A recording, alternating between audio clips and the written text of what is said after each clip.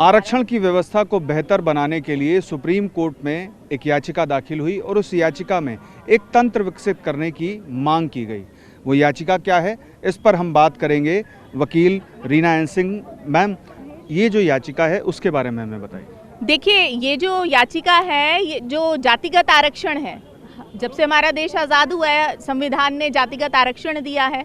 तो पर जातिगत आरक्षण के बाद भी देश में गरीबी है। केंद्र सरकार 85 करोड़ से ज़्यादा लोगों को फ्री में राशन दे रही है, तो कहीं ना कहीं कुछ ऐसी लैकिंग है कि जहाँ पे जो गरीब है वो अभी भी वंचित है। तो इस चीज़ को देखते हुए हमने लास्ट ईयर याचिका दाखिल करी थी, जिसे नोटिस इशू हो गया था, और इसमें हमारी जो मेन प्रेयर है वो ये है कि भाई SC ST OBC कोटा के अंदर किसी भी सरकारी नौकरी या फिर कॉलेज यूनिवर्सिटीज़ में जहाँ पे भी जब एक कोटा के अंदर अप्लाई किया जाता है तो एलिजिबिलिटी क्राइटेरिया फुलफिल होने के बाद उन उम्मीदवारों का, उन लोगों का चयन हो जिनकी जो आर्थिक स्थिति है वो सबसे कमज़ोर है, और जो जितनी भी सीटें हैं उस कोटा में उसी हिसाब से भर्ती चली जाए कि भाई अगर पहले 1 लाख इनकम परिवार की है और पूरे परिवार की इनकम को देखा जाए। और दूसरी हमारी इसमें हमने ये रिलीफ सीख किया है कि जिन परिवारों ने SC ST OBC के परिवारों ने ऑलरेडी आरक्षण लेकर के सालों से और वो आर्थिक रूप से संपन्न हो चुके हैं, चाहे वो ऐसा नहीं कि IAS है,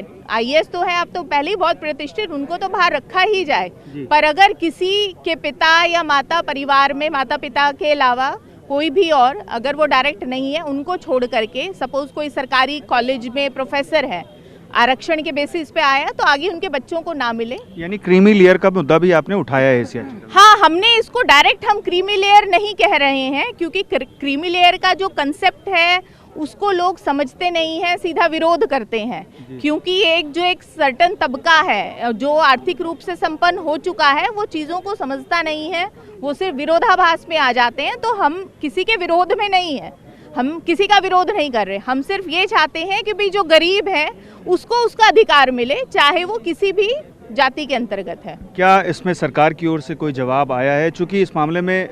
केंद्र सरकार समेत अन्य पक्षकारों को नोटिस जारी हुआ होगा? जी बिल्कुल, इसमें केंद्र सरकार को और जो लोक कल्याण विभाग है सोशल जस्टिस एम्पावरमेंट का, उनको हुआ है, और दूसरा भी वहाँ से जवाब दाखिल होना है। इसके अलावा कुछ जो गवर्नमेंट के एम्प्लॉयज़ एसोसिएशन है, इवन ग्रुप 4 के एम्प्लॉयज़ एसोसिएशन, उन्होंने इंटरवेंशन एप्लीकेशंस फाइल की, जिनसे आज ऑनरेबल चीफ जस्टिस ने एडमिट किया, और ऑनरेबल चीफ जस्टिस ने अपनी एक बहुत ही एम्बैरेसमेंट दिखाई कि आप लोग इसका विरोध क्यों कर रहे हैं, आप लोगों को तो इसके सपोर्ट में आना चाहिए, क्योंकि जो क्लास 4 एम्प्लॉय है गवर्नमेंट का वो बिल्कुल लोएस्ट तबके का है। तो उसकी सपोर्ट में आकर के, और जो हमारी याचिका है वो उसी के ही फेवर के लिए है कि आप पहले उसको मौका दें जिसको सबसे ज़्यादा ज़रूरत है बेस्ड ऑन द इनकम। और दूसरा ये है, अब जो डिजिटाइज है, जैसे आधार पैन लिंक है, तो परिवार के सभी लोगों का जो आर्थिक कंडीशन है वो ऑलरेडी सरकार को पता है, उस बेसिस पे दिया जाए। एक सवाल ये ज़रूर बनता है कि जब आरक्षण लागू किया गया था